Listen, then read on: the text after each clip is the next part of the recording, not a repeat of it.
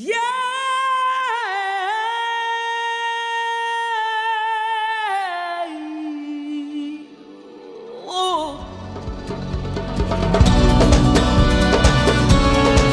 This trip is an opportunity for people to learn about what ethical travel photography looks like through experience. It's also an opportunity for people to challenge stereotypes or assumptions that they may have about Kenya and see nonprofit work on the ground.